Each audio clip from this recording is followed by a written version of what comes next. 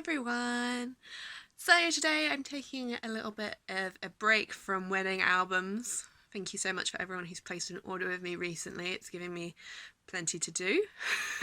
I'm sure everyone else is struggling to find things to fill their time at the moment, and I can't wait to get back to all the engagement shoots and weddings, hopefully. Hopefully. So today I decided to do a little video on editing.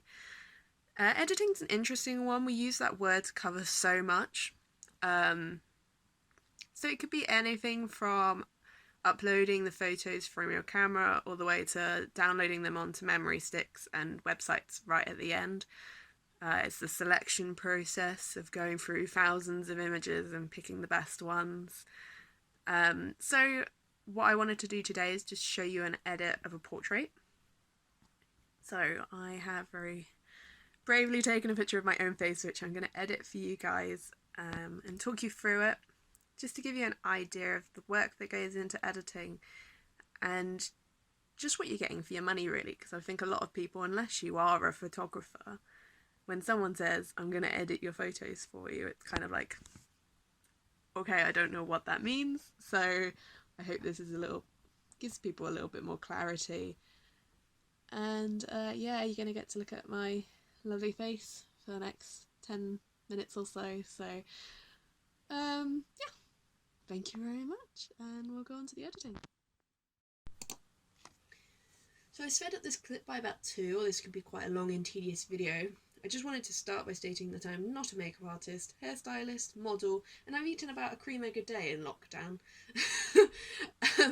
So I usually start by making any positional changes. As I shot this in my bedroom and not in a decked out studio, I was sat in a bit of a hunch. So I'll just go ahead and lower my shoulder slightly. There we go, and just fill in that little gap. Perfect. There we go then. Just check that quickly. Yeah, that's fine. Perfect. So then I'll start by doing the skin. Skin's really important, so I want to make sure I get it right. I start by taking out any of the big imperfections. You see all them cream eggs have given me sugar acne on my chin, so I'll just tidy up them spots. Just quickly edit them out. I also use this tool for taking out and correcting makeup. Makeup always seems to fall onto my cheeks. I'm sure there's a reason for it. If any makeup artists want to tell me why, I'm probably not using some amazing product. But yeah, just taking out any of the big imperfections in the skin. I'll also start tidying up my eyebrows at this point. Been using lockdown as an excuse not to pluck them. And also just take out any stray hairs there that I've got on my face. Perfect.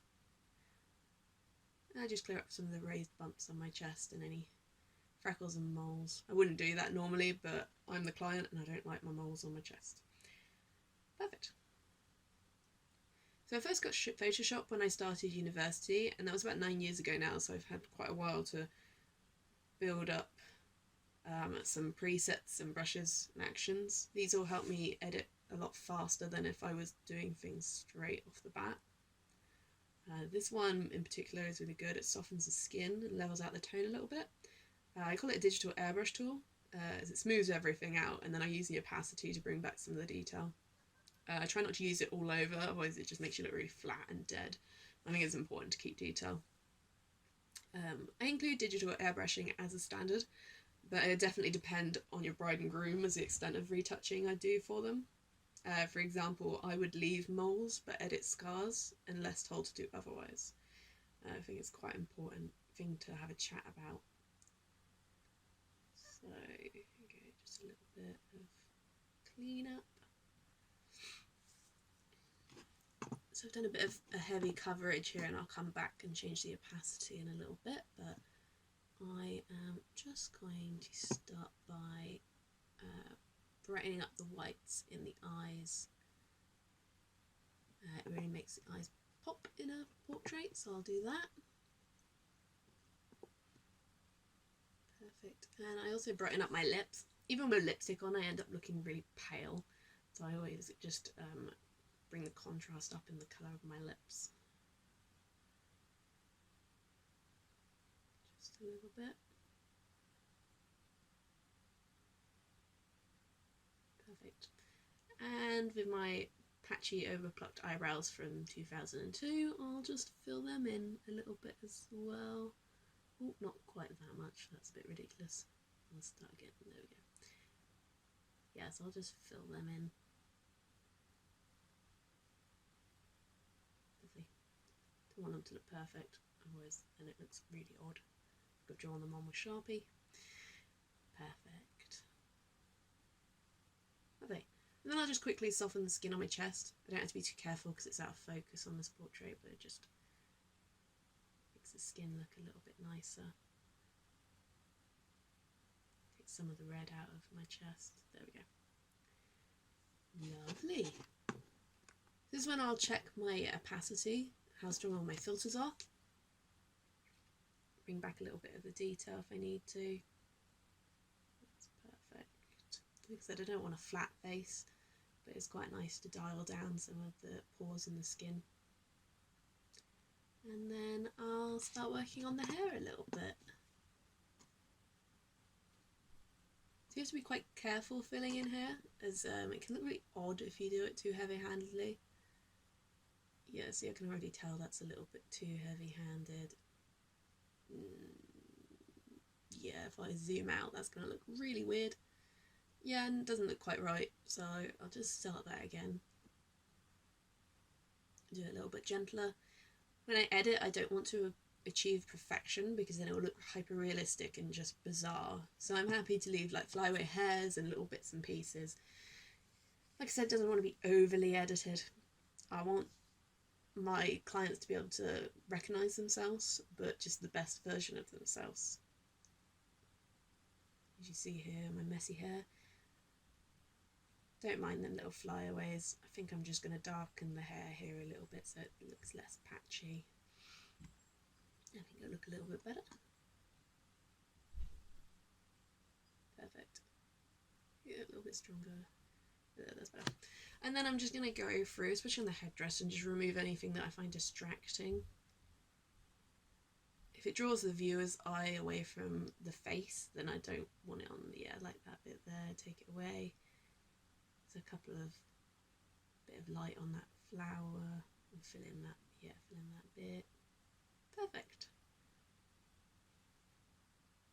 And then I'll just go back to anything that the client may have mentioned to make sure I cover that. I am the client and I don't want quite so many moles on my chest. Don't mind a few, just tidy that up. Cool. Lovely.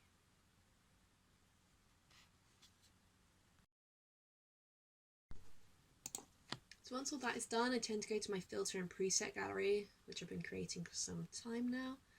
I like to add some warm tones to my photos. Sunlight can be quite cold and have a slight blue tinge to it sometimes, especially in the British weather. Always feels good to warm up a portrait a little bit. I like to punch up the contrast and highlights a little bit. I have to be careful with my skin tone though, or end up looking like a ghost, so just bring that down a bit. And then I've got some nice preset, like arty presets as well. I don't like to full on put an Instagram filter on something, but I put a nice hint of a filter's tonal range onto an image. Perfect. So I'll just save that quickly and pop it next to the original. It's quite a few little changes that don't seem that massive, but when you compare it you realise that quite a lot has been done to the image. And this portrait took about 10 to 15 minutes to edit. So you can imagine if you have a group photo, you can have anything from 3 to 30 faces. And those types of shots I'll make many multiples of and make sure every face is smiling with open eyes, and then I'll have to composite all the photos together, sticking all their heads on right. Also, it's important to consider, as I don't have much to do with the lighting for this photograph, because I had control of it in the studio, which isn't always the case at a wedding. And also didn't have to remove anything big, make any changes to the background, so editing can take minutes or it can take hours. There we go then, that is me editing one portrait. I hope you guys found it interesting and a little educational. I am free as a bird at the moment, so any questions, any queries, please send them to me. You'll be doing me a huge favour. and just being able to talk to people at the moment is nice. So yes, thank you very much for watching my video, and hopefully be releasing more soon. Bye!